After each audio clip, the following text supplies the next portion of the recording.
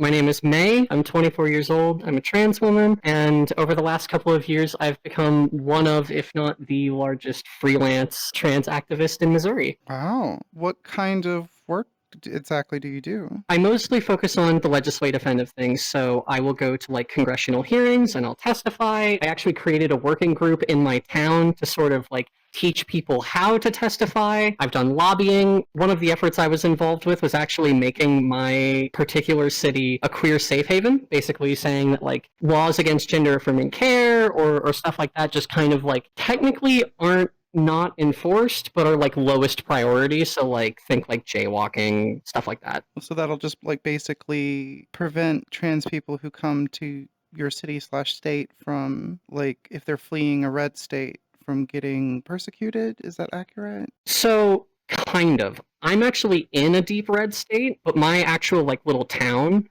is a really like blue spot because it's a university town. And so as a result, if you come there and you like get gender affirming care from the university or you get it from like an informed consent clinic, basically the city isn't going to send in the cops to shut down that clinic. Yeah, because usually you hear about like whole states, so you're like a city within a red state. Yeah, so the state's deep red. There's like a Republican supermajority in the legislature. But like my town and then like one city on one side and one city on the other are both like little blue havens. So basically what we did was another city in my state made an ordinance that was similar. Theirs was like a resolution, which was not binding. It was just them saying they weren't going to do it. So we took that, we took lessons from it, and we wrote our own. And ours was an ordinance, so it's binding. So now the city like literally can't send the cops. And enforcement of a law that got passed last year has been kind of spotty. Basically what it said was minors cannot receive gender affirming care, but if you were already receiving it, you can continue receiving care. Some places, including a couple of places in my city, just completely cut it entirely, which was really fucking bad. But some other places have decided to continue it, and as a result, basically what this ordinance says is if you're continuing that care,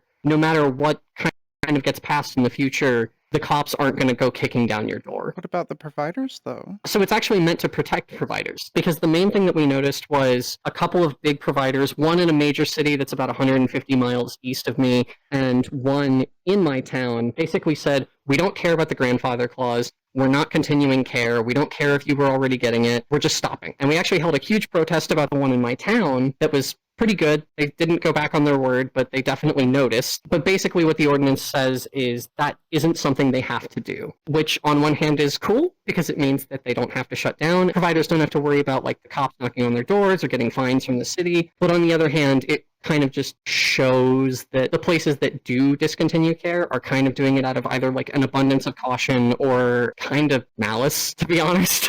I guess my concern would be the state legislature just being like, well, it's state law, so like, screw you. We had a clever solution to that because we knew that our state legislator would do that. They hate my town in particular because it's a college town and it's a college town that's like 30 minutes away from our capital. So they're always looking at reasons to be mad at us. And so like they're always like cutting school funding and doing all sorts of mean shit like that. But the thing that we did to get around that is the thing that it's just reducing priority. So it's the fact that it's being lowered down to the things like jaywalking or loitering, where technically it's still enforced. So the state doesn't really have much of a leg to stand on if they want to be angry at us about it. They can continue to have really strong rhetoric and try and defund things, which they were going to do anyway. But in terms of like actual legal action, they don't have anything. Oh, my next question would be, what has been your specific kind of role in that? In terms of the ordinance itself, the thing that I was just talking about, my role was I talked a lot to city council. I went to like the Human Rights Committee. I helped draft it, and then I helped push for it. The way that it worked was we had to first present it to city council and be like, this is what we want. Here's the language. Go nuts. And then we had to take it to the Human Rights Council to get them to approve it because their signature on it was like a big deal. Then we had to send it to legal. We kind of couldn't do anything about legal. They were just going to feel about it the way they were going to feel about it. I think a couple of things got cut, but it wasn't anything like huge. It was just some like minor language changes. And then the big thing was we had one night where city council was meeting to hear testimony from townsfolk about it. So anyone could show up, anyone could say whatever they wanted. And that night was simultaneously very cool and very difficult. I went up, I spoke in the way that I do in like congressional hearings, saying like, hey, I've been a resident of the town for this long. I helped author this. Here are my thoughts on it. I talked about how I have a couple of friends who are from like a rural part of the state. Like they're from one of the deep red areas. And they actually really like it here. One of them is non-binary, the other is my best friend, and they want to raise kids here. Like, that's the thing is, I feel like it's kind of a misconception of like every trans person in a red state is like trapped, and it's not necessarily the case. Like, again, these friends, they're going to get married. It's going to happen. I've known these two for years. It's happening. They want to raise kids, and my friend Ash just doesn't feel like they can. They don't feel like the state is safe. They don't feel like it supports them. They don't feel like they can live here. And so that's one of the things I talked about, being like, hey, I want this to be a place where my friends are comfortable raising kids and having a family and living here, because they really like all their family is here and they genuinely love it, and there is a lot to love about this state. And so that was kind of my role that night. Beforehand, I had been meeting with city councilors and stuff like that. Probably the most difficult thing that night was hearing from trans teenagers from around town who had either lost their care or were unable to get on it in the first place. So one of them sticks out to me. It was this young trans guy, couldn't have been older than like 14, who got up and he's talking about like he's been in the psych ward a bunch and he has like all of these unhealthy habits and he's got a huge problem with self-harm, and he's just basically begging the city council, being like, why is me wanting to just live life as a boy such a big ask? And it was heartbreaking. I mean, this kid's half my age and has double the scars and is just begging his government for help. And that was difficult. One of the speakers was someone who I had worked with for a protest earlier that year. The 17-year-old trans guy who also got up and spoke. And it's like, I knew this kid. Like, I know him. I know what happened when his care got cut off. His dad and I have gotten drinks. It was hard to watch him kind of like go through all of this and watch this whole process like have to play out and watch us have to fight so hard for him to get like these basic human rights. That's one of those nights I'm never going to forget. But also, like, there were some funny things. Like, there was a lady who thought that we were putting up, like, gay 5G towers that were going to make everyone trans. There was another lady who thought we were trying to turn the, because one of the groups that I was working with and have worked for a long time was, like, a college socialist group. And she was like, these commies are going to turn the whole town into a commune. They're going to turn it into a cult. They're like, they support unions. And we're just sitting there like, I mean, we support unions, but that's not why we're here. There was funny stuff like that, and like it did get passed. And so that was the really exciting thing, is it was a really hard night with a lot of difficult things to listen to, but at the end of the day we only had one guy vote no. Funny enough, this guy was one that I had met with, and when I was telling him about like, hey, here's why we want this bill, he was like, well, when are we going to get a bill for the straight white guys? Oh my god, are you for real? At that point I knew like we weren't going to get him, so I just kind of responded with like, you know, when they pass bills that want to like ban lifted pickup trucks and yelling too loud at sporting events, I will be right there. Because the moment the stuff you like is illegal, I will 100% step up and fight for it, but for now, I think you're good, bud. Mm-hmm. So, yeah, he was the only one that voted no, so we all piled into a couple of cars and went to the town's one gay bar. Free drinks for everyone. We did karaoke. It was a super fun night. But up until that point, we had no idea if it was going to pass. So that's probably my biggest local thing so far. I'm actually running for city council now. Oh, wow, cool. Yeah, so the previous guy he's a gay man, he's a drag queen, super great, also an activist, and he was just like, I'm out. So actually, like, as of recording, tomorrow I have my first town hall as a city council candidate. So hopefully I can do more cool stuff. But I've also done a bunch of stuff down in the Capitol, which has been super weird. To put it lightly. Some of it's been very cool. Like, I've made enough of a name for myself that I've gotten, like, snuck into, like, senatorial candidate mixers, and I had a representative walk up to me after a hearing, because this year specifically, like, this spring, I branched out. So I didn't just do trans stuff, I also did stuff like labor and education and, like, taxes and all that. I finished up this hearing, and this guy walks up to me, he's like, hey, are you May blah, blah, blah, blah? And I was like, oh shit, why does this guy want to know my name? Like, I don't know if this guy's like a Republican rep or a lobbyist or just like an angry dude in a suit. But he walks up and he's like, first of all, big fan of your work. I was like, all right, good start. But he goes, I want you to know, all of the Democratic members of the House, we have a group chat. And every time one of us spots you in this building, we send out a ping saying like, hey, May blah blah blah is in the building, find out what hearing she's going to. And everyone's like, oh hell yeah, that's great to see. And I thanked him and then just kind of like quietly freaked out about it. Because that is simultaneously like incredibly flattering and deeply unsettling.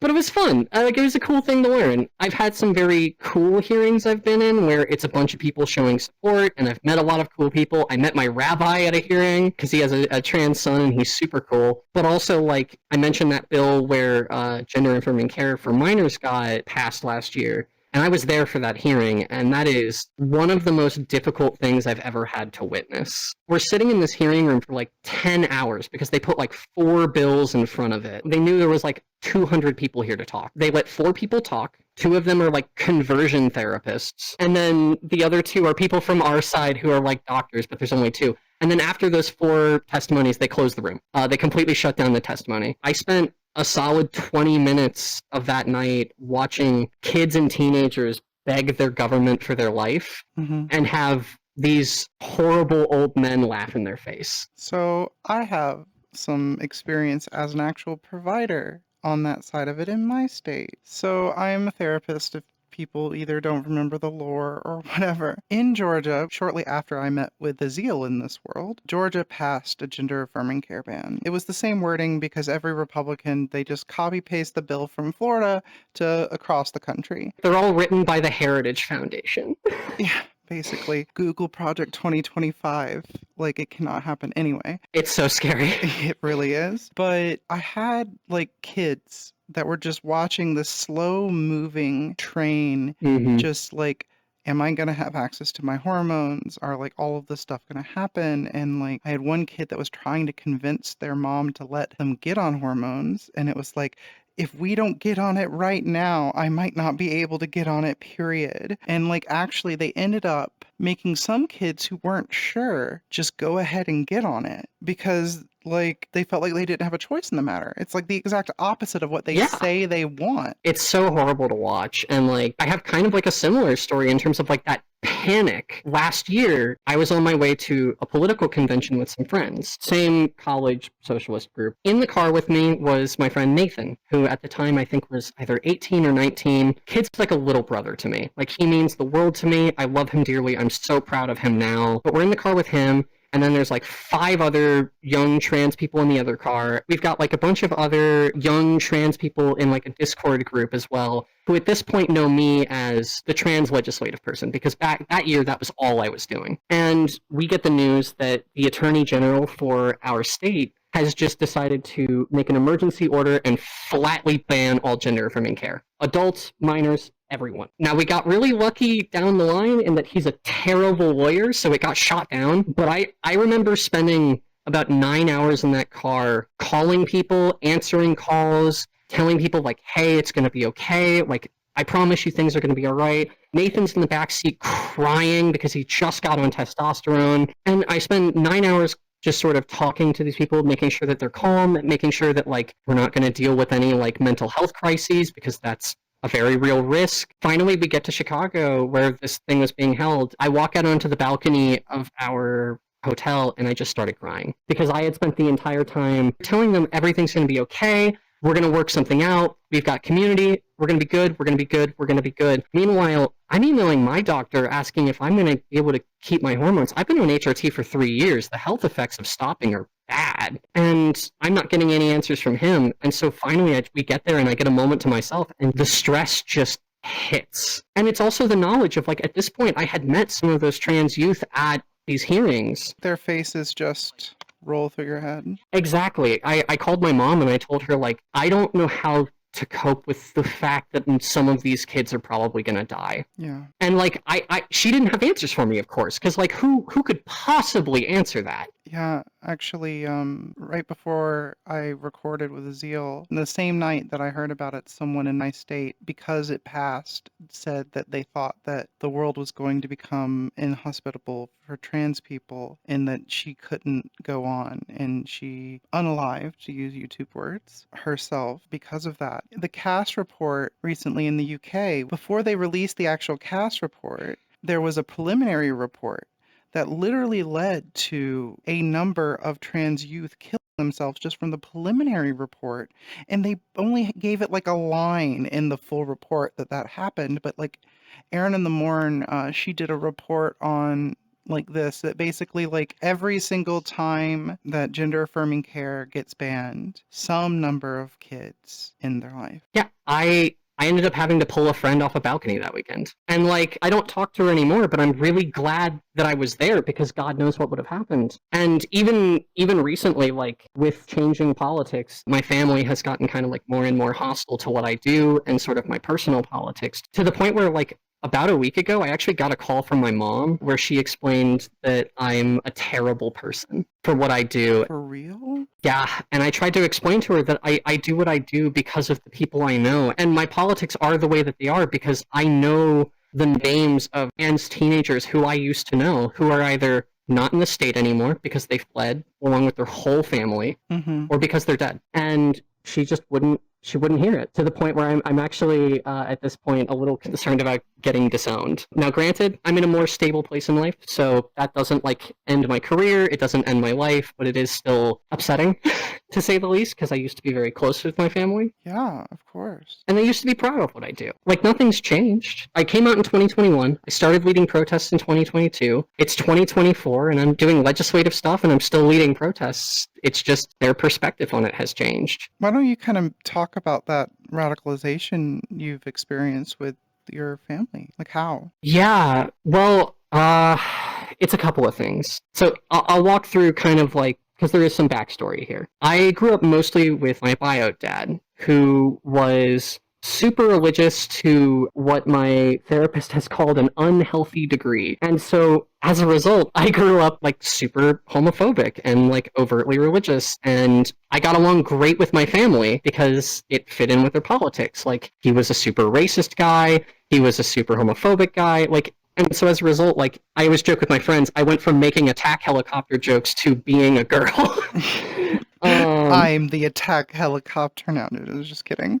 Yeah, exactly. The airstrike incoming. Obviously, like, COVID hit, and my story is one of many where they're like, oh, I'm trapped inside, let's do a little experimenting with my identity. And so I figured out I was trans, but I needed to go to like a gender therapist because I didn't know what was going on. I just knew I wasn't a guy. And so I had to come out to my mom then and there. And so I came out to her, and I probably should have seen the way things have gone now coming then, because she kind of did the like, I support you, I have no idea what any of this means, and I might not support it. And I was like, okay, we're not disowned, I'll take it.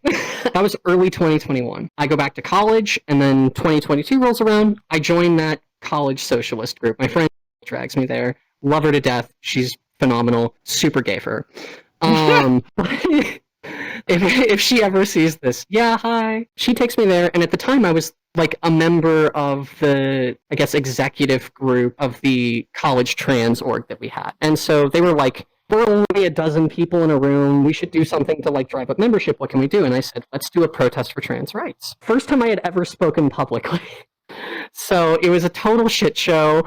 We didn't get like a megaphone permit until the last second, but we had like a couple of state reps show up. We had a couple hundred people. Went pretty well. Next year, we do it again, and also I start going to legislative hearings. Throughout all of this, I'm slowly kind of like getting a little more frustrated with my family because they're doing the thing where it's like, oh, we can't get your name right because it's so hard. We knew you for so long. And I'm getting like consistently he/himmed and dead named. Did you even pick like a piece name, like one that was similar to your old one? No, there really aren't a lot of great like feminine names that could be like a sort of remix of my dead name. So Gotcha. I just wondered because I see it a lot where like trans people will pick something similar just to try to be like, please see, it's just a shortened, cuter version, and like, you know, not even that. I mean, to be fair, May is pretty simple. It's also a month. Okay, fair.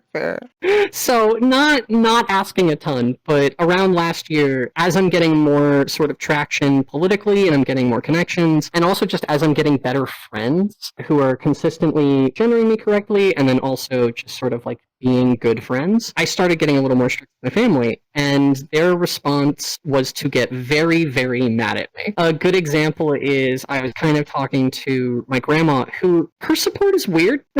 to say the least, where it's like a thing of like, I don't see you as a woman. I never will. I will never call you the right name. However, I will give you free dresses and free makeup, and I will criticize you for not being the right kind of woman.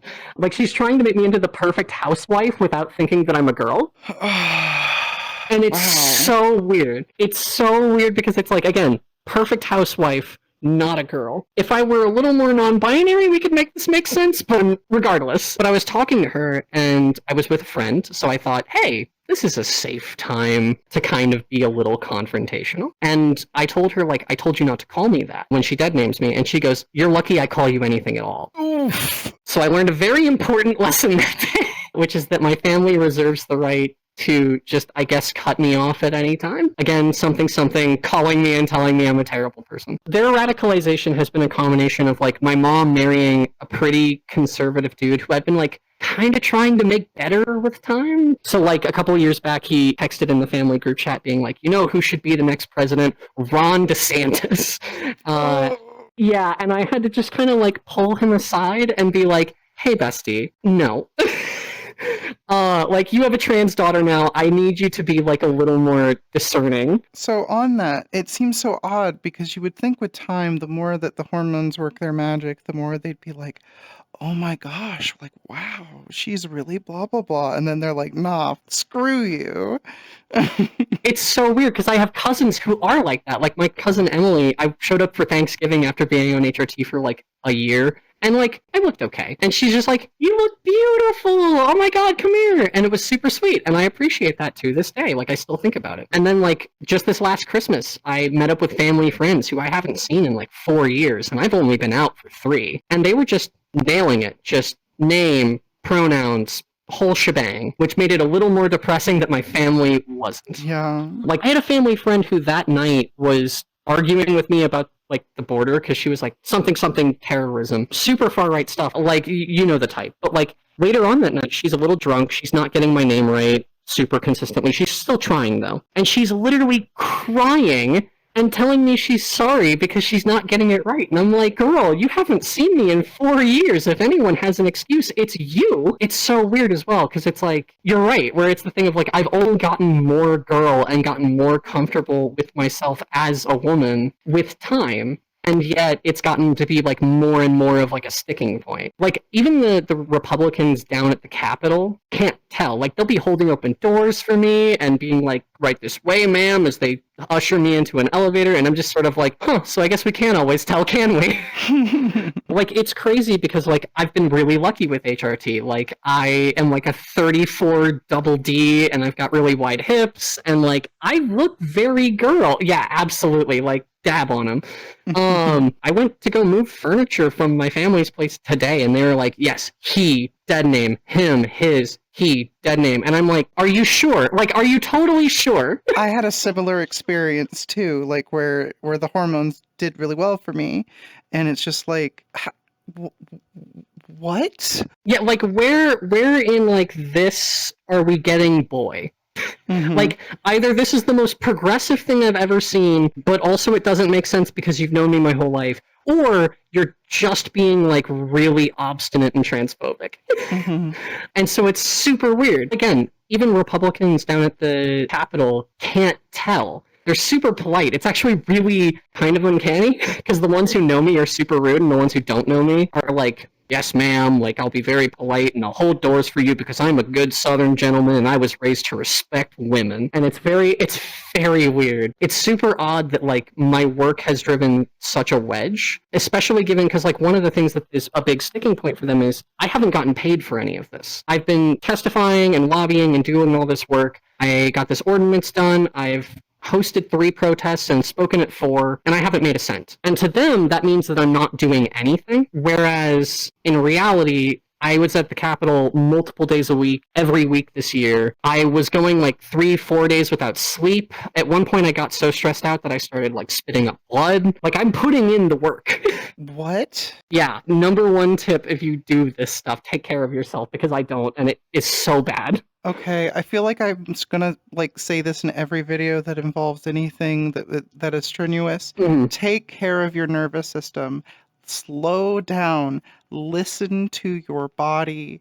especially if you have ADHD, because we do the exact opposite. Yes. Do like a dipsticks check where you're like, oh, I need blah, blah, blah, blah, blah. Yeah, like, I cannot stress enough, if you get into this kind of work, pay attention to your body. If you are getting overstressed and overworked and burnt out and you haven't eaten and you haven't slept, take a break. Text someone else to do it, or if you can't make it, you just can't make it. Because you get the impulse to be like, well, I have to be there. It's my job. It's what I do. People are counting on me. People will die. Exactly. Like, there are legitimately, like, lives on the line. But then you also have to, like, take a moment and be like, no, I need to take care of myself. Like, by the end of the legislative session, things had kind of died down a little bit. A lot of the bills were things that, like, I kind of just needed to attend the hearings because it was, like, a legislator who was a friend.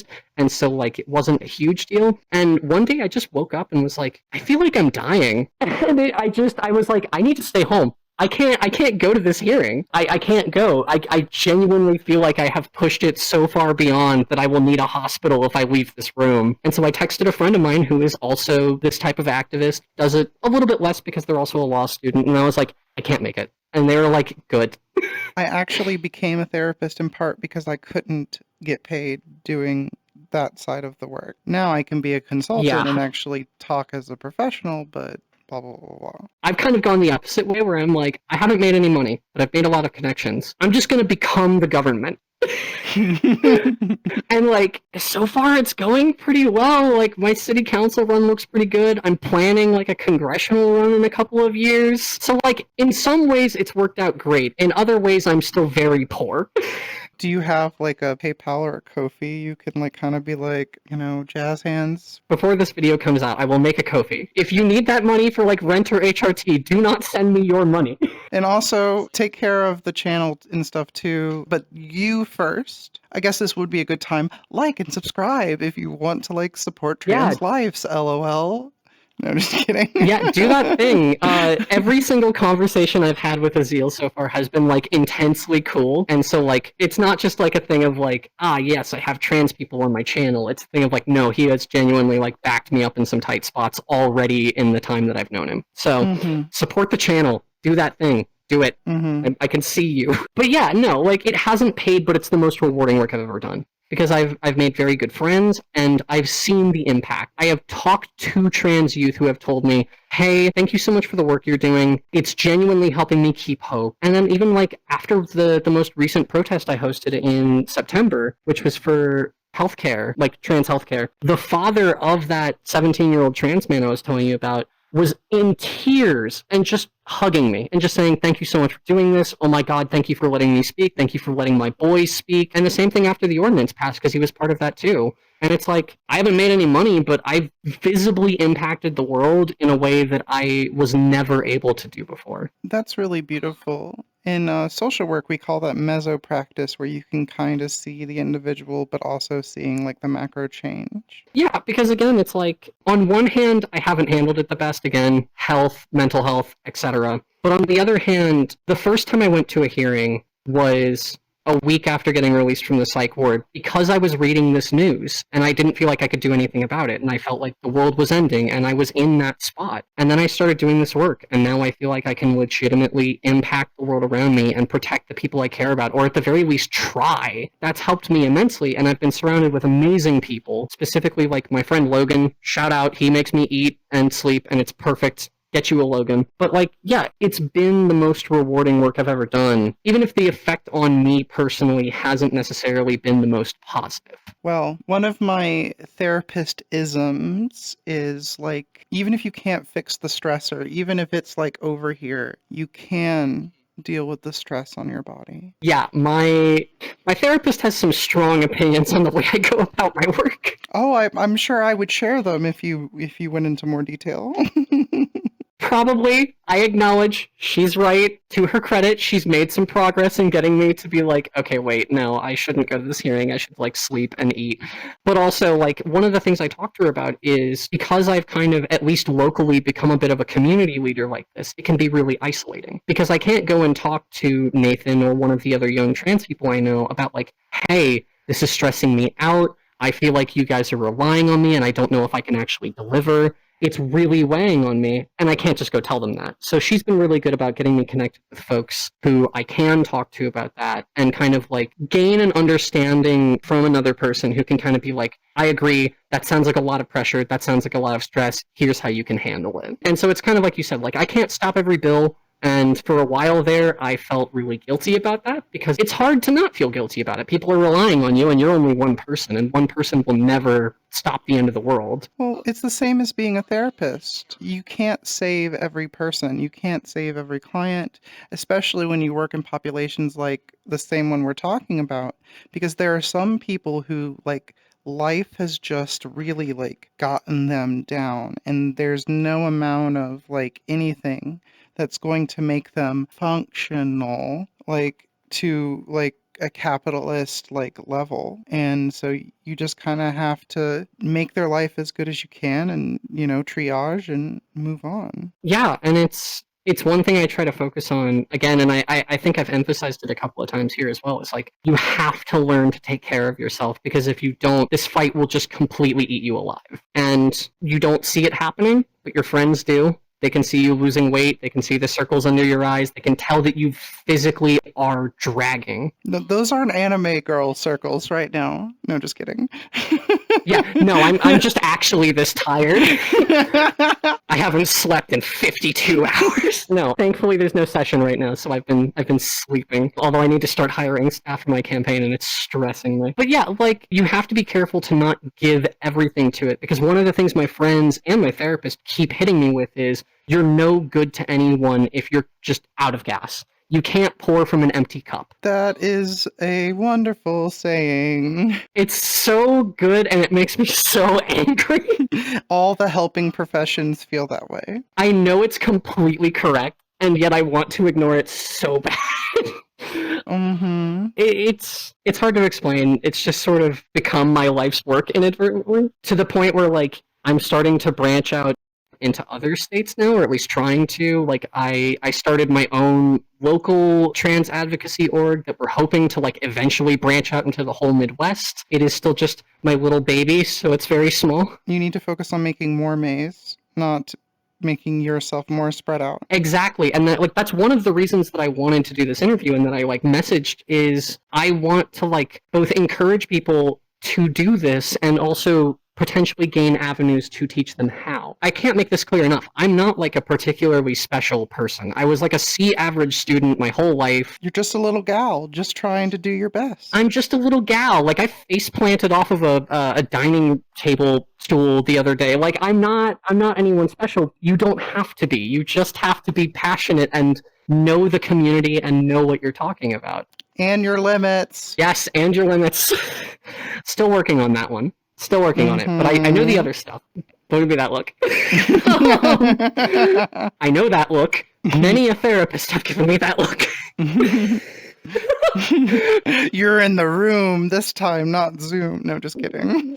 Exactly. Hey, now, I'm usually in the room too, so I get that exact stare IRL. But also, like, not only do you not have to be, like, some, like, special person to do this, but, like, you don't even necessarily have to have, like, all your shit together. I've mentioned, like, I've been in and out of the psych ward a couple of times. I have mental health struggles, and they still affect me. And, like, one of the things I've had to learn is when that is affecting things so much that I just need to, like, call it quits for a few days. Take a week off. One of the things I learned just this last session was I was at a pizza joint with some friends, and we were just talking about video games, specifically Signalis. If you know it, you're gay. I love those robot lesbians so much. Anyway, we were talking about it, and it just sort of hit me like, oh my god, I needed to talk about something other than politics so bad, and I didn't even know it. I don't know if you also have the TISM, but having philosophy/politics as a special interest is like the worst possible thing in the year 2024. It's so bad. I've read all of Project 2025. It's awful. Yeah, me too. It's like you said, it's kind of having that special interest in realizing like, oh, this is damaging me mentally. I need to take a step back for a couple of days. And that's the main thing I'm like still trying to learn for my own health. Not just my physical health of like overstressing myself constantly, but also just my mental health of like, man, when you're in a room where you hear some of the most heinous shit you've ever heard in your life, you kind of forget that like human kindness exists.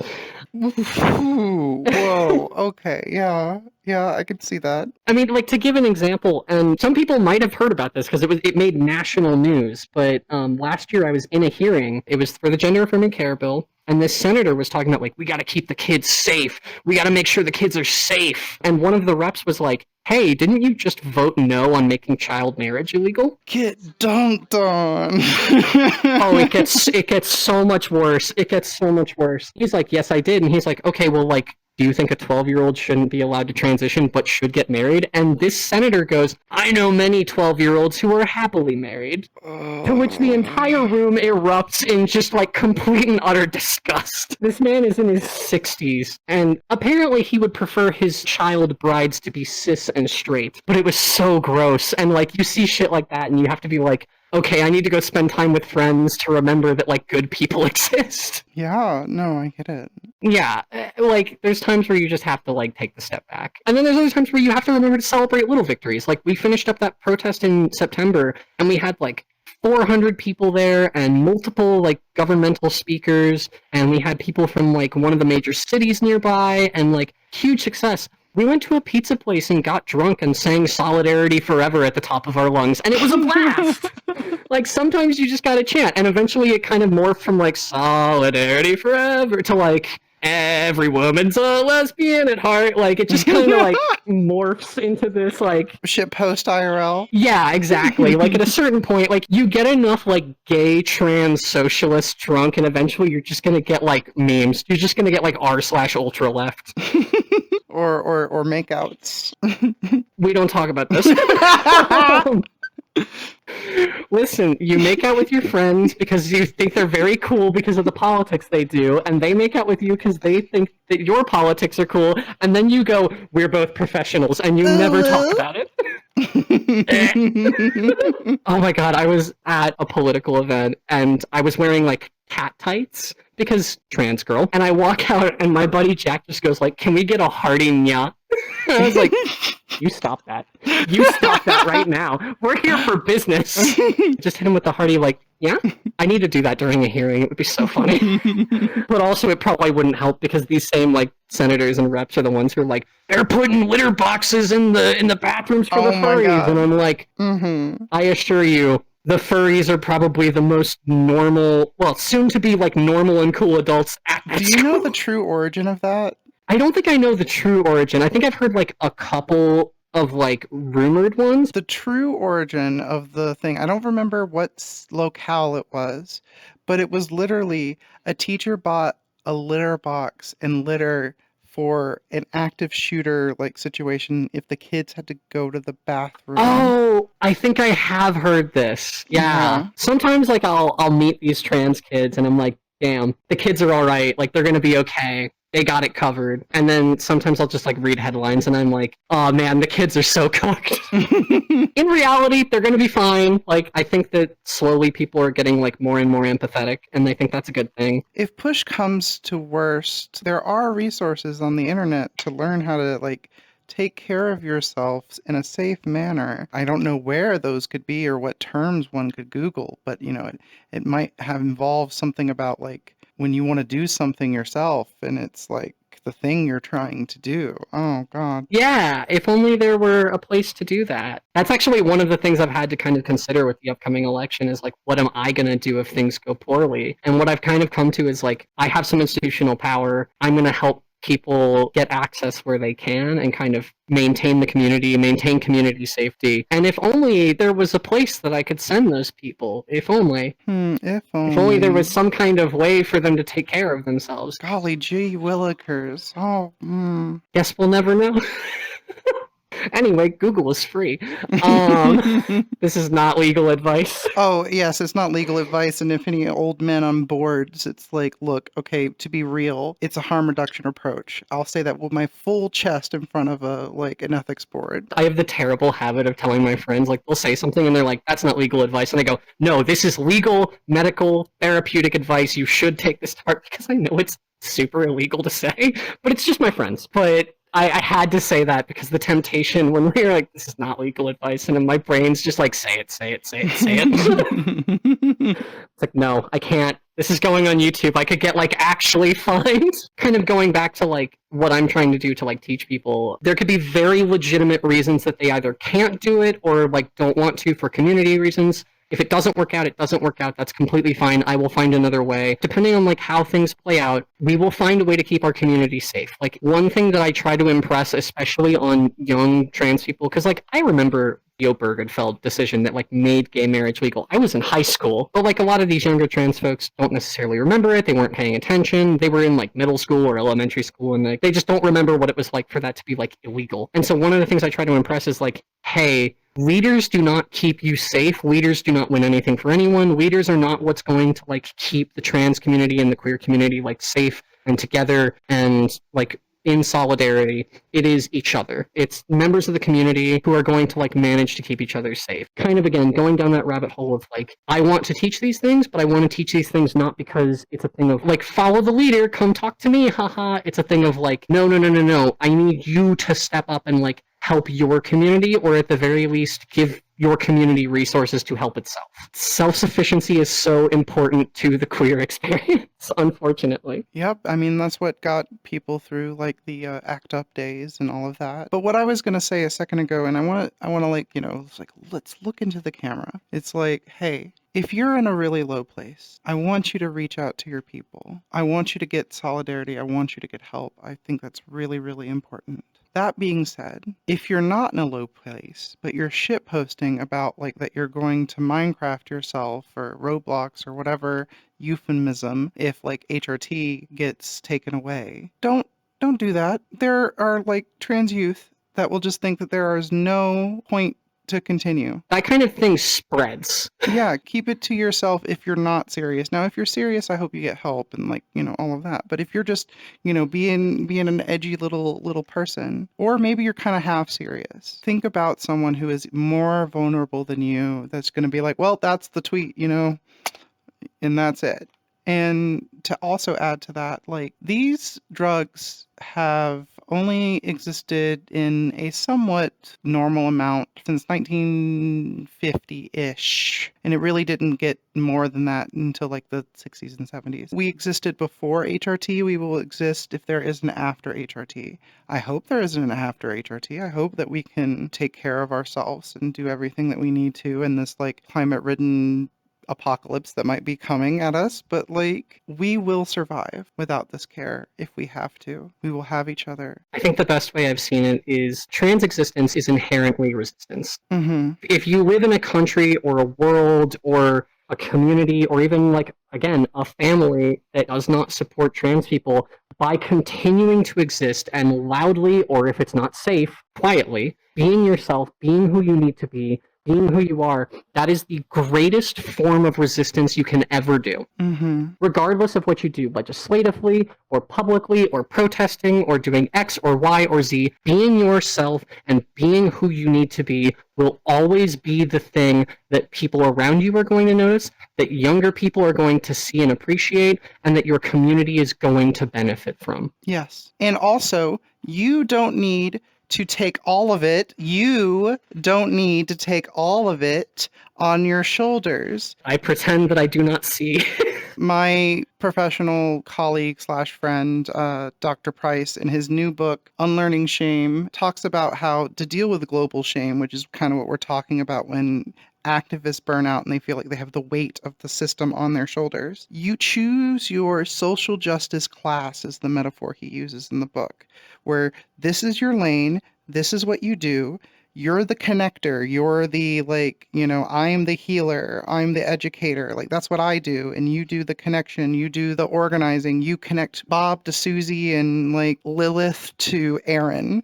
And, make sure that they know about, that's all that you do. And that's your lane. And don't think that you also need to go to other things on top of that. That's one of the things I had to sit down with my therapist and my friends and actually talk about with the city council campaign, and also just branching out this year, and even a couple of years from now, the congressional run. One of the things we've had to talk about is, am I ready for this mentally? Am I ready to deal with the stress that this comes with? Am I ready to branch out? Is this something that's going to be healthy and okay for me? And those have been some very important questions, because it's yeah, I went from going to 5 hearings a year to probably 4 or 5 dozen. And that was something I had to carefully evaluate, and I'm still working on it. Again, the number one thing that I can suggest for anyone who wants to get into this kind of work is the first thing you need to learn isn't law or any kind of like legislative procedure. It's learn when to stop. Mm-hmm. In your lane. Yeah, stay with what you are good at and comfortable with. I've done a lot of healing, so I'm comfortable expanding those horizons a little bit. Again, like you mentioned, special interest. So I went to school for this. But also, like before this year, the plan was move to Chicago and go back to school to become a therapist. And then I kind of started getting political traction, and that all just went right out the window. I was at that same crossroads, not with as much accolades to mind you, but like I was kind of like, oh, if I go this way or I go this way, and I went the therapist way. I can honestly say I think that's definitely like a crucial thing to have. We need therapists. I would not be able to do half of what I do. This butterfly is distracting me. I wouldn't be able to do half of what I do if my therapist had not helped me with some pretty intense healing. Because like I mentioned, my home life was like not the best TM, and that has had effects, but like I have done a lot of work to do that healing, and it's been because of like queer or queer aware or even just queer allied therapists that I've been able to do that. Community-led therapy. For sure. I had a therapist a couple of years ago who was a like autistic poly non-binary person, and they're the best therapist I've ever had. Love them to death. They were great. But yeah, part of that was I didn't have to explain, oh, here's how this dysphoria feels. Here's how these bills make me feel. They just kind of got it. Yeah. And so I agree with you that like community-led is absolutely like the way to go. And the same thing can be said for like, activism in a lot of spheres now because it's spread, but I think it started with disability rights first. It's like nothing about us without us. Yeah, intersectionalism is so important. There is no queer liberation without POC liberation, and so on and so forth. Disabled, we're not free until we're all free. And so like that's one of the reasons I've also started branching out is I'm disabled. When I'm not in the Capitol, I'm using a cane. Girl, same. Like, yeah, my friends keep yelling at me because they're like, you don't use your cane in the Capitol, and I'm like, yes, because no one's seen me use it and I don't want to deal with it. But I have wonky joints that are all wacky. But when I'm not there, I'm using my cane. I used to have to use a wheelchair. Thankfully, I have kind of like managed to PT my way out of it a little bit, but I do still own it. But yeah, like because of that intersection and that with like mental health and like psychological disability, like that's some of the hearings I've gone to. One of the hearings I went to was a bill that was going to require insurance providers to cover BPD treatment, specifically DBT therapy, dialectical behavioral. And I showed up multiple times for that. And that is actually one of the few times that I've had someone I consider a friend kind of shank me in the back politically because they got rid of the insurance bit. Oh, gosh. Yeah, it's a shame. I was like, hey, dude, this sucks. My therapy would have been covered by this. And he was like, well, insurance didn't like it. And I'm like, yeah, obviously. Just to like say for like, if you don't think you could do what I do or what May does, like a lot of us have had a grippy sock vacation or two. Like just because you've had like your own whatever, it doesn't mean you can't move on and do more and blah, blah, blah. And those experiences also like shape who you are. Like part of the reason that I do the advocacy for mental health and also like trans rights as like an intersection is because in the psych ward I had those things intersect in kind of unfortunate ways where it was like in one case it was losing my hormones, in another case it was actually a good thing, which was I told them, hey, I'm a trans woman, I'm not comfortable being placed in a room with men. If you do this, I'm going to be a problem. And they went, okay, it's going to take a little extra time, but we're gonna see what we can do. And they actually did get me placed in the women's wing. And as a result, I had a much easier time. They let me shave as well, obviously supervised, but they were like, clearly this is very important to you. Clearly this is something that matters to you. We're gonna let you do this. Obviously, like heads up, if you make us regret this, we're not going to let you. But that was something that meant so much to me. It let me actually take a moment to stabilize and get better. And again, a week after that, I was in a hearing. It's not like I was magically better. I was still very depressed and very mentally ill, but also I thought this was important and it mattered to me. And it's like you said, you don't have to be like perfect or have it all together. Jordan Peterson was wrong. You don't have to clean your own house. You should clean your room eventually, but you don't have to do it before you can change the world. But yeah, it's like you mentioned, like you don't have to have it all together. You don't have to be perfect. I have like multiple chronic conditions. I have some pretty severe mental health issues that are like managed well, and I've taken the time to manage them, both for my sake and the sake of my friends. But at the same time, I didn't wait until I had that all figured out to start helping my community. Obviously, that comes with caution, and you have to like be careful that you don't let that sort of like affect the people around you too negatively. You have to be careful about it, but you don't have to be totally perfect, totally sane to be doing this work. I will say, we talked about mental health providers, but getting someone who is also understanding as a prescriber is really, really important. In my locale, we have a wonderful doctor. I don't know if he would want me to advertise, but he literally is basically specialized because of the people who have come to him in queer, neurodivergent, trans care. Because of like that's the people he opened his doors to our community, and that's the people he sees. So if such a person exists in your locale, find them. If they don't exist, see if there's somewhere you can go where you can like do telehealth via like, oh, I'm gonna like go to my friends and stay at my friend's place and blah blah blah blah blah. Because I'll tell you what, there are so many people in our community that are chronically misdiagnosed with things because it's just we're fucking oppressed. Like Jesus, oh God. We are? What? No one told me. Oh God, this is horrible. Exactly. Find care providers who understand. The amount of horror stories I've heard from friends where they're just like, yep, I just didn't get my HRT because they just decided I don't need it. And I'm like, that's terrible. I'm probably going to have to switch my provider because the office that he operates out of has had a bunch of controversy lately. Undeserved, mostly just transphobes attacking him. But because of that, he keeps like futzing with my dosage without actually consulting me. And so I'm like, hey, bestie, don't drop my progesterone by like half without telling me. So I'm probably going to get it through my PCP at the very least. And sometimes you might make it out cheaper in the American system with a direct pay primary care provider as opposed to it's so complicated. I love capitalism in healthcare. It's so good. The profit modem definitely needs to be in medicine for sure, for real, let me tell you, as someone who makes money. The only reason I don't take insurance as a provider is because literally I would have to see like 40 clients a week, and that would like dramatically lower the quality of care. Yeah, even my therapist has been like, I don't take healthcare because the paperwork I would have to fill out is like insane. And I'm like, oh yeah, just fix it. Just fix it, please. Yeah. Not to her, just like to the system at large. Mm-hmm. Well, maybe perhaps you can be a small piece of that. I'm working on it. Mm-hmm. We'll get there. Vote for me, or don't. Don't vote for me if you don't live in my district. And if you do live in my district, you'll never know. I'm sure I'll get doxxed at some point. Well, I mean, sweetheart, there's only going to be like one trans person like running for... If I get elected, I'm going to be the first trans city councilor in my entire state. Oh, yeah, I mean... So eventually you'll know who I am. But yeah, the previous city councilman was actually telling me, he's like, no, you're going to get doxxed during this campaign. And I was like, awesome. I'm a public trans person too. You know, it's just, we have to get used to it. There's a reason why our office doesn't have a sign outside that says where it is. Like, yeah. Yeah. If someone decides that they don't like me a lot and they show up at my address, I have a cockatiel. She's very vicious. She's an angry little bird, and she'll just gouge out your eyes. She'll squawk you to death. She certainly seems to be trying to do it to me. But yeah, it's like we've been talking about. It all comes back to it's going to be queer people who save queer people. Now, granted, allies are important, and we need more of them. And it shouldn't just be us. Like, it is on us in the current system BS, but like ideally it should not just be us. Yeah, that's the other thing is like don't feel like you're obligated to get into this.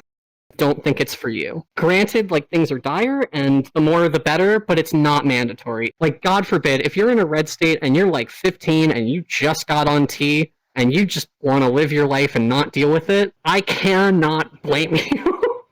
I'm 24 and I can barely do this. Yeah, it's like I and you, we chose this. We chose to have a spotlight like on us. You don't have to. Now, granted, there are benefits to like helping people and like that all feels great and da da da da da, but There are big costs, and it's not necessary for you to have to do it to be a good tran. Yeah, I cannot emphasize enough, like, if you do jump into the deep end of this, there's going to be consequences. Like, my car got vandalized like 3 weeks ago. I have had slurs yelled at me. Like, there are consequences to this, and like, you have to consider both of these, because I understand that some people might watch this or might see like Erin in the Morn. God bless her. I love her so much. And they'll be like, oh, this is great. You get lots of praise and you get to be famous and you get to do all of these things. And they don't consider like, hey, dude, someone tried to run me over with their car a while back. Like, this is going to have an impact on your life. And it's like you mentioned, like, depending on how public you get with it, it could get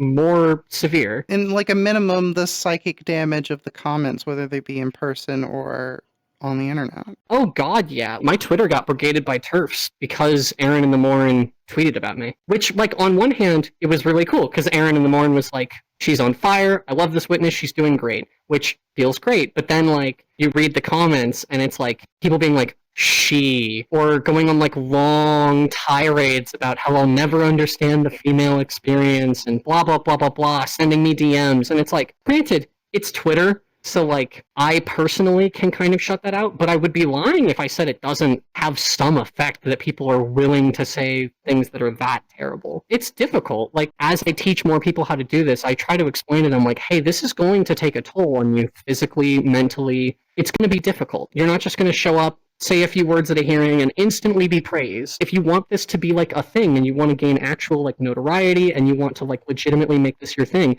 you have to show up over and over and over again. It's tough. Some of these hearings are like 8 a.m. and I live half an hour away without traffic. And they tell you the day before it's going to happen. So, like, that's the reason I can never go, because I can't cancel on like a whole day worth of clients. Yeah, I've been to hearings where we showed up and 5 minutes before they changed the room and the time. Because screw you, that's why. Yeah, because they don't want you to talk. At a certain point, you learn how to roll with those punches, and you're just like, okay, well, it says it's in this room now, and it's 4 hours from now, so let's go get lunch, and then we'll come back and we'll do this thing. But you also have to have, like, 4 hours to burn, which in my personal case, like, benefits of employment discrimination. I couldn't get a job for 6 months because my town is trans-friendly, but the companies are not necessarily trans-friendly. So on one hand, I was chronically poor, but on the other hand, I had enough time to go like be there for my community. And luckily next year, I plan on working at the Capitol with a candidate I've been working with pretty closely. So like I'll be in the building. He knows what I do. If I tell him, hey, I got to take off for a hearing, he'll be like, aces, go do that thing. But yeah, like you have to have like really specific and fortunate circumstances to necessarily have the time. I mean, in some cases, like some of the people I work with who are still in college, like my friend, he'll ditch class to go. And like that has an effect. He's an education major. He wants to be a teacher in my state, which has made him invaluable when he shows up for here because he's like, hey, I'm a trans Missourian. I don't want to leave. I want to make the state better. I want to teach here. And so when they're like, actually, we hate you, it's very telling. He'll skip like an entire day of classes to do this. And like that has an impact on his academics. Luckily, his professors have been understanding, but there have been times where he's like, I can't go. Like I have an exam. And I'm like, I can't blame you. Anyway, time for my 4th hearing of the week. And we feel like it's on us to do it. Yeah, it's like I said, and like you and every other therapist I've talked to about this have said, you do get that feeling. You feel like there are people relying on me, and I need to go do this for them. And I have to push myself as hard as I can. If I'm not doing full afterburner at all times, why am I here and what use am I to the people around me? And that is the most poisonous mindset to this work. But the system encourages you to do that, though. They say, well, you have to be the one to be the squeaky wheel. And also, since we don't know what to do, you also have to find the solution. Like in companies, it's like, oh, you want like a transition like protocol for employees? Well, why don't you write that for us? Like, oh, well, fuck me. In these hearings, I've had, multiple times senators or House reps be like, oh, well, you don't like our bill. What's your solution? And honest to God, if you're in a hearing doing this and they ask you that question, the best thing you can say, you could have the perfect solution. Don't tell them that. tell them it's not my job to think of it, it's yours.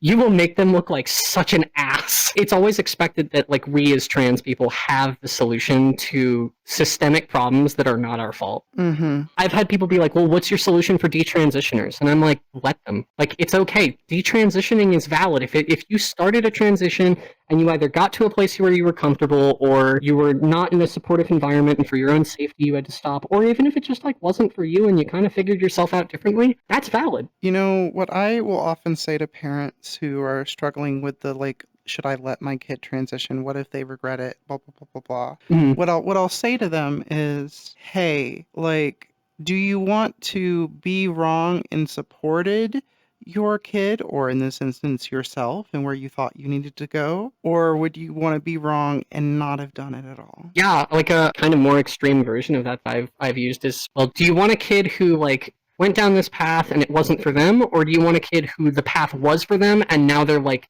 either depressed or gone? Yeah. Sometimes you have to present that as it is, and it can be really hard and really frustrating because I feel bad telling a parent like, hey, do this thing or your kid might die, but like it's true. I say that as a very last result as a therapist, but Yeah, I was about to say, I say that as a political figure and not a mental or physical health professional. And it's only happened like twice, so I'm not going around telling people like, trans your kid or they're gonna die. what I'll usually do instead is I'll say something to the effect of like 41% of unsupported trans people like themselves. How do you feel about the fact that it's that statistic? That's quite high. That's almost half. And just kind of leave it to them. That reminds me, I hate how often that gets thrown in our face as a community. Yeah, like 41% yourself. Yeah, God. Like, whoa, you're oppressed. Here are the effects. Bemoan this. And it's like, have you considered that you're the problem? I had to rant for a moment because it comes up so much. Oh, no. And I'm going to rant and do the same thing. And they keep trying to compare trans people to the general population when it should be trans people who don't have the care and trans people that got the care. Like, yeah, like one of the statistics that I've brought up before is the thing of like having one supportive person in your life as a trans person takes the like self-deletion rate down like 13/14. Mm-hmm. One person, and it's so crazy. It's like, wow, if you really just stop oppressing trans people and treating them like shit, it turns out that we actually kind of like being in the world. Hark, what? You mean we're doing this because we want to live? No, you're I know, joking. it's so crazy. Wow. Fucking teleports behind the people who say this. Nothing personnel, kid. Like, it's so frustrating. Oh, you're destroying your body. You're killing your parents' son. And I'm like, no, I'm saving their daughter, dude. It's so insane. You'll know you'll made it if J.K. Rowling, like, clips a tweet of yours and, like, says it. I hope. I can't wait. I can't wait to make Joanne ever so angry. I really am a lot of things that she seems to hate. Like, I am disabled. I am Jewish, I am trans, like, I'm all of the things that she hates in a person. So if she is publicly ragging on me, I'm doing something correct. But that does remind me, my first year of doing this, my Twitter bio was a quote. That same senator who said he knew a bunch of, like, happily married 12-year-olds, he whispered during a hearing that I was young, dumb, and not to be trusted. And that was my Twitter bio for, like, a year. I've been told that he hates me personally, and I'm like, perfect. Good. Number one endorsement I could get. Senator Moon hates me. Sometimes you get flack from the worst people, and it just basks you in like the most perfect ray of sunshine because you're like, perfect. I know this guy. I know he's a terrible person. If he hates me, I'm doing something right. Yeah, I think, gosh, was it Michael Knowles? Yeah, I think I made Michael Knowles mad once. Bless. He deserves it. Like, internet's most frustrating man, or among them at least. Actually, this is a tangent and, like, you know, maybe we'll use it, maybe we won't, but how do you feel about people in our own community that kind of do the, like, oh, these are the real problem, like get the non-binary Z-Zim, like, Brianna Woos of the world, which I'm proudly blocked by her. Like the Blair Whites. Mm-hmm. Like, okay, I'm of two minds about it. On one hand, there's the empathetic part of me that is like, this is a person who clearly hasn't received support or like has had a difficult time or is craving some kind of like love or attention. And at the end of the day, They are a member of the community, and we should be sort of empathetic towards that. And then there's the other, like, lizard monkey brain part of my head that's just like, I hate them so goddamn much. There's one girl on Twitter who I've seen, like, flop back and forth between, like, I'm on the left, I'm on the right. Oh, she's the one that was on TikTok that, God, what was her name? I Mhm. know exactly who you're talking about. She is the one, like, big conservative figure who has ever, like, publicly acknowledged me negatively. And I'm like, good, I hate you so much. I have nothing but contempt for her, while also Being really sad for her. yeah, like again, it's the dialectics. It's like I understand this is a person in deep pain who probably needs a lot of empathy and probably needs some help. However, The synthesis is if she ever comes to you in a moment of candor, yes, you'll probably show that empathy and compassion. But if she's not going to come to you, shrug emoji? yeah, just like LOL, I guess suffer.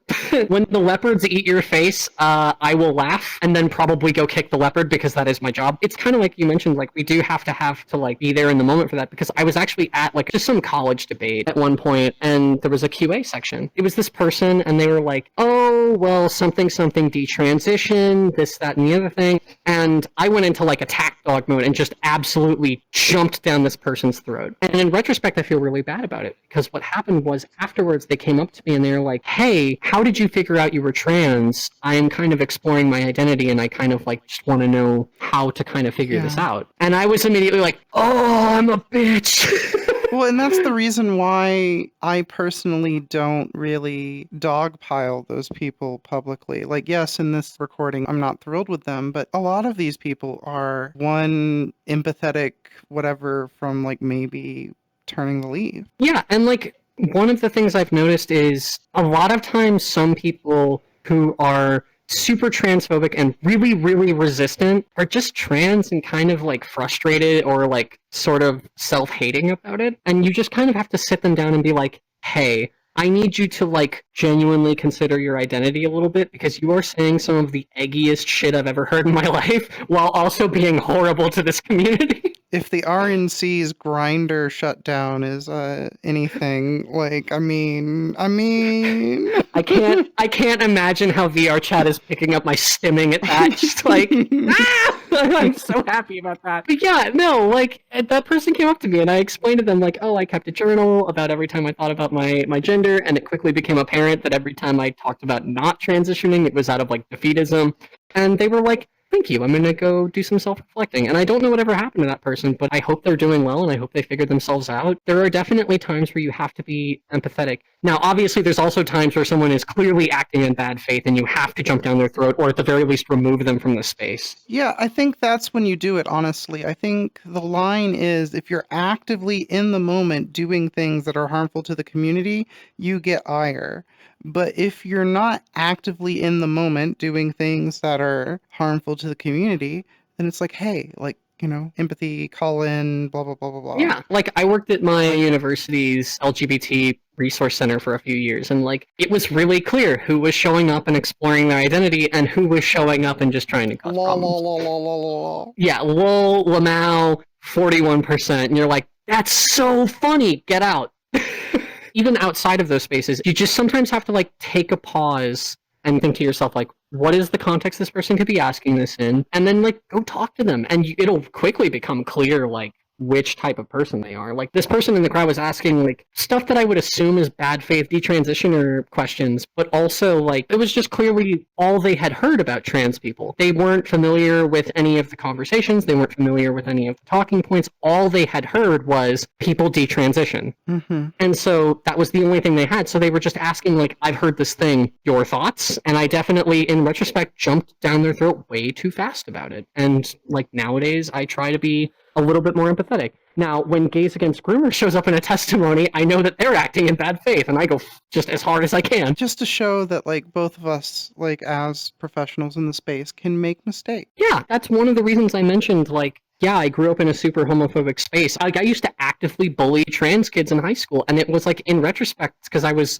closeted and deeply ashamed of it, and, like, really had a lot of issues with it. And so like I've done some similar things. yeah, and it's like I feel terrible about them. They actively haunt me sometimes, but at the same time I feel it's important to acknowledge them because I've known some people who are like, "Oh, I could never be an advocate for the trans community. I could never do what you do because I used to be X, Y, and Z." And I'm like, "Yeah, dude, like my dad is like arguably a cultist. Like I get it."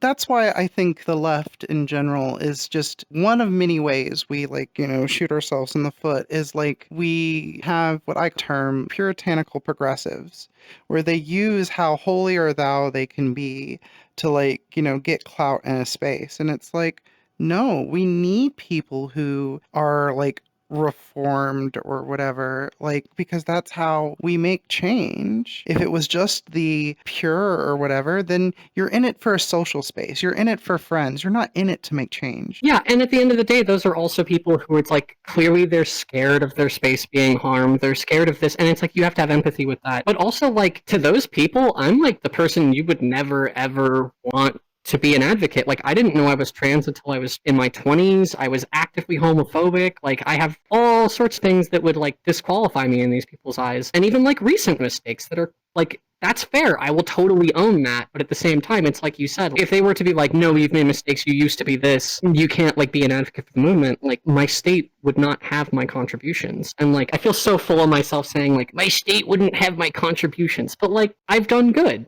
And part of that has been in service to the community, and part of that has also been motivated by previous harm to the community. Yeah, like I'll say it again for emphasis. I really think that viewing these spaces as social spaces is the wrong idea. It has to be a workspace first. Yes, you can make friends. Yes, you can do da da da da da.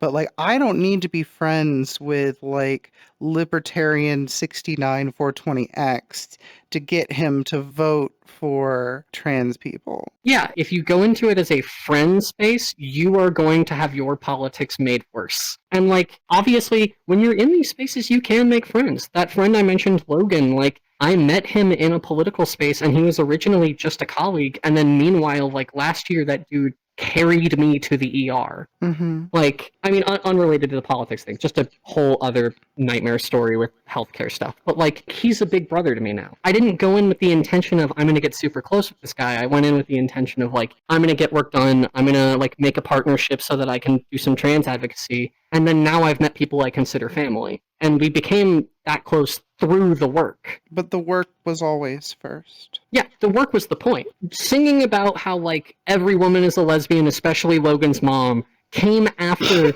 a months-long prep like protest. It came after some of the hardest work we've ever done in our lives, and the work was the point. And there are people I've worked with who I never spoke to again. I have huge respect for them. I think they're great. I will probably never speak to them again, and that is okay because we weren't there to be friends. We were there to work together. That 17-year-old trans guy I mentioned, I saw him at the protest and at the hearing for the ordinance. Haven't seen him any other time because he's out living his own life. We were there for work. I really wish LeftTube would learn that. Oh, LeftTube, Left Twitter, so many fandom spaces, like, And again, if you get into this work and you consistently work with people enough, there's a very good chance that you will make friends. That is not the point. That is just a consequence. That's what participatory relationships do. The more you are in a participatory relationship with people, the more likely you are to find the people you vibe with. Jess McCabe with How to ADHD, who in her book said, like, we as neurodivergent people tend to think we need friends to do things, but it's really the other way around. You do things and you will make friends along the way. And it's also possible that, like, you will work hand in hand and go through hell and back with people you hate. Sometimes that will just happen. Like, I have worked with people where I'm like, I despise everything you stand for as a person outside of your politics. I find you terribly annoying. I don't want to be around you. However, you write very good speeches. You're a very effective speaker, and you are ultimately on my side. You mentioned like LeftTube or even just like any sort of like Puritan space. The big lesson that needs to be learned is it's okay to ally with people you don't like. Yeah. Like sometimes people are just going to be like unpleasant or different or just like annoying to you, and that's okay. As long as they are like repping your community the way you need them to, and doing the things that are needed for the job, it's okay to not like the people you're working with. Honestly, even if they're not even doing it like 100% the way you need them to, is if they're like just moving the ball in the right direction, fantastic. Yeah, like there is a trans-led advocacy org in my state who I've actually dragged a little bit on Twitter, which, oops, probably not a good move. They have a massively different strategy than me. They work with Republicans. They're a lot more like centrist and conciliatory. They're not even that bad. They're not even like assimilationist. They're just more willing to kind of play ball. And I disagree with them wildly, and I feel like every time they talk to me, they're condescending to me. However, they have a lot of connections and a lot of money, and they do good work. I don't like them. I don't really like the way they operate. I can't see them being leaders for queer rights in this state, but I recognize that what they've done is good. They helped me launch my own career with like some help with like learning how to write speeches and learning how to write testimonies and how to show up. Sometimes you're going to work with people who you disagree with on strategy and you disagree with on their principles and you disagree with as just sort of people. And that is okay as long as they are ultimately going towards the correct goal in a way that isn't actively dragging everyone else down. Now, luckily for me, I'm starting to like get enough connections that I can kind of rival them, so I don't need them as much, but also I encounter them and like I can either be like, I hate you and you're the worst and I don't want to work with you and blah, blah, blah, blah, blah. Or I can go like, hey, good job in there. I'm going to go home and not talk to you now. Yeah, you're not gonna go get sushi with the boys. I'm not going to go to the pizza joint afterwards and sing about how mom is a lesbian. That's for the friends. However, comma, I will continue to work with them politically. And it's like, it's just one of those things. You're going to bump into people you don't like. That's okay. Is there any like anecdote or story that you haven't like shared yet that you would like to? Let's see. I do have one that is just kind of like funny, but also like kind of messed up. So I was in a hearing for a drag ban. One of the things that's important to know about like any bill that gets written when you get into this work is they're never going to like specifically say, we don't like drag, we don't like trans people, etc., etc. They'll couch it in language that's like kind of difficult and makes you get bogged down in definitions. So in this case, it was like, we're not banning drag, we're banning public performances that appeal to a prurient interest. And we spent 3 hours arguing about the definition of prurient, which, by the way, if you don't know, it means it's like appealing to sexuality. Still doesn't apply to the drag things they were talking about. So obviously there's a ton of drag queens there. There's a ton of like, I think that's the one that Gays Against Groomers showed up to. Can you tell people who they are just in case? So like if they don't know. So Gays Against Groomers is an allegedly LGB, quote unquote, organization that basically tries to do like, we're the good ones, we're gay, but we don't like trans people because they're all whatever. Fun fact, they had to admit in court that most of their membership is straight. So I know, crazy. It turns out that gays and lesbians are actually really supportive of trans people and tend to be them. Golly gee willikers. I know, crazy. Someone tell my girlfriend that lesbians tend to be...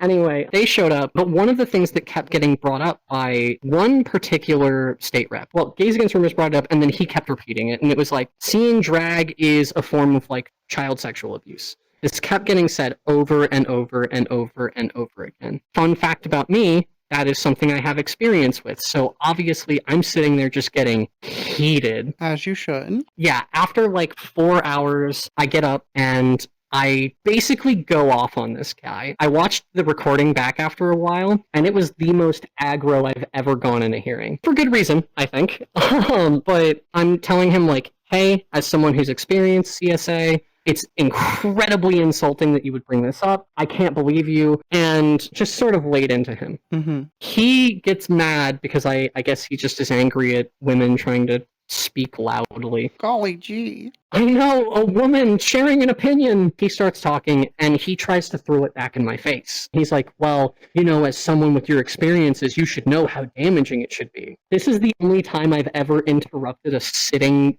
legislator. I literally just got on the mic and was like, don't you dare throw that back in my face. How dare you? Don't you dare put that back on me. And he's like, I'm not. And I just lit into him for a few minutes, as I have every right to. Mm-hmm. Also, by the way, real quick, These people are just like people. They are not like demagogues on high. Like, they are not infallible. No, they're 100% not. In fact, if you chat with enough legislators, you start to learn other legislators' dirty secrets. So, like the one that I was talking to in this case, I actually know is an alcoholic. So they're fallible. They have their own problems. This guy just happens to be a monster. But I lit into him, and at one point, he's like, I don't hate queer people. And I'm like, okay, well, your colleagues clearly do. Like, I have been called slurs. I have been called a groomer. I have been called all sorts of terrible things in this room while you were there. And he was like, well, you've never heard me say that. And I was like, eh. And he goes, agree to disagree. And I was like, all right, yeah, sure, whatever, but I've definitely heard you say it. And he's like, you've never heard me say that. And I just go, all right, agree to disagree. But the reason I like this story is afterwards I went outside to kind of like cool off because I was very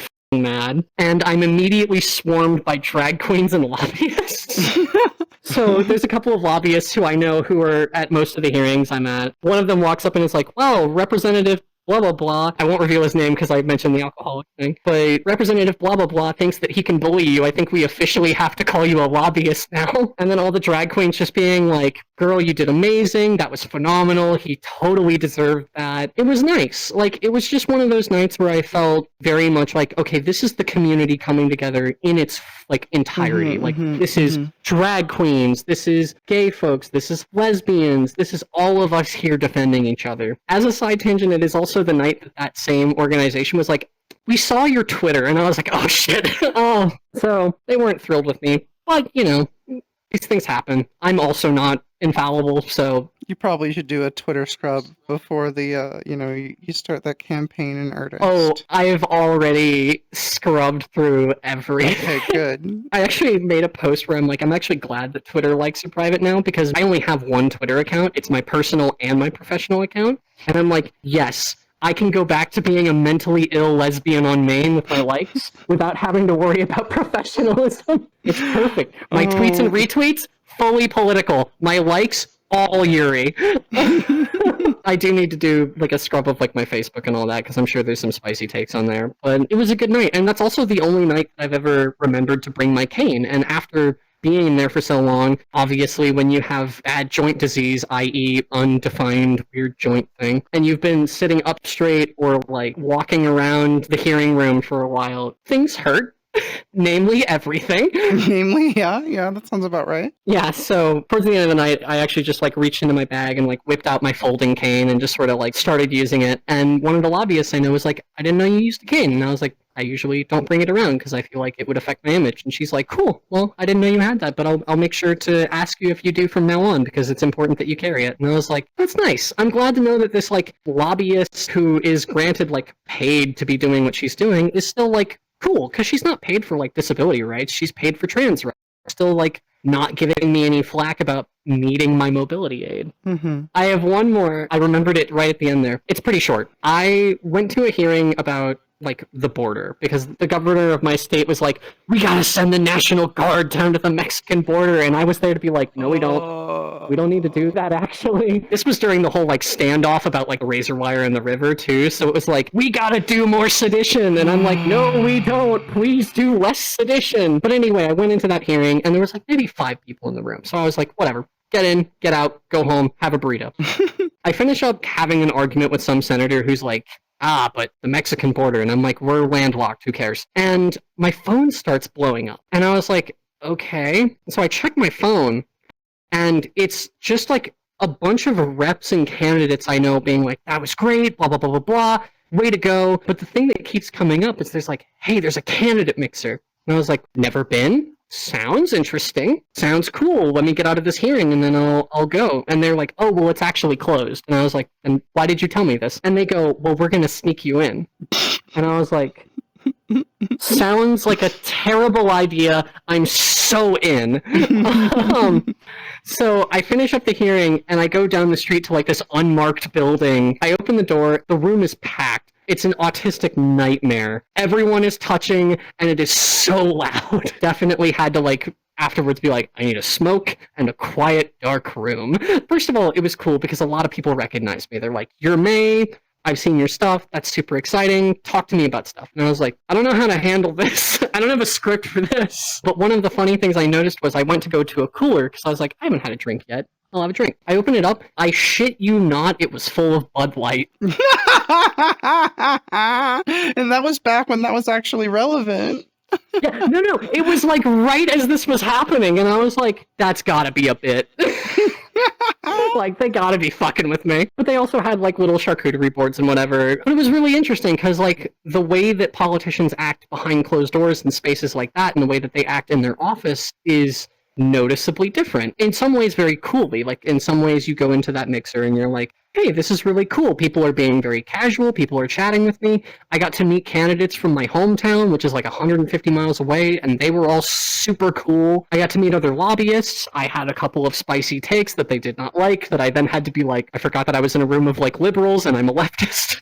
So they're like, hey now, I think landlords are cool actually. And I'm like, yes, I forgot. Can't say all my opinions in here. I mean, wasn't there that guy that he basically got kicked out after one term because he like was being too honest about what happens in these like closed doors in Washington? I forget his name. I don't remember who it was, but yeah. Yeah. It's one of those things where it's like, I won't go into all the details of like what went on there. Like, it's just people chatting, and I won't go into specifics because holy crap. But in some ways it's super casual, and so it's like very cool. Like, you don't have to be like sitting up straight and like, yes, my name is May, blah, blah, blah. It's a pleasure to meet you. You can just be like, yo, I'm May. I do stuff. And they're like, I've seen your stuff. And you're like, awesome. I'm going to go have a beer. I got to go have my Bud Light contained in a little like estradiol vial.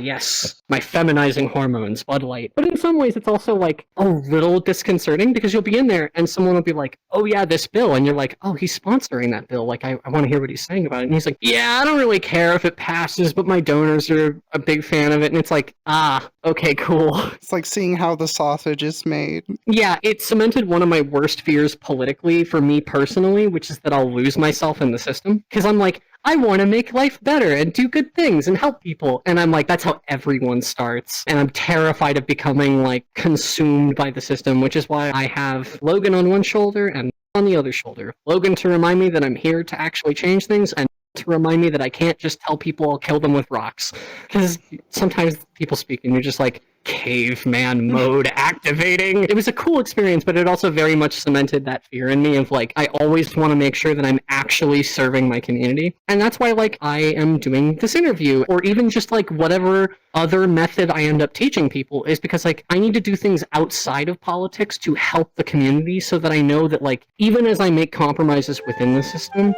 I'm still doing good without the system. Bravo, bravo. Jazz hands. All right, be good out there and don't do anything that will get you thrown in jail. Tell me a story, I wanna hear it.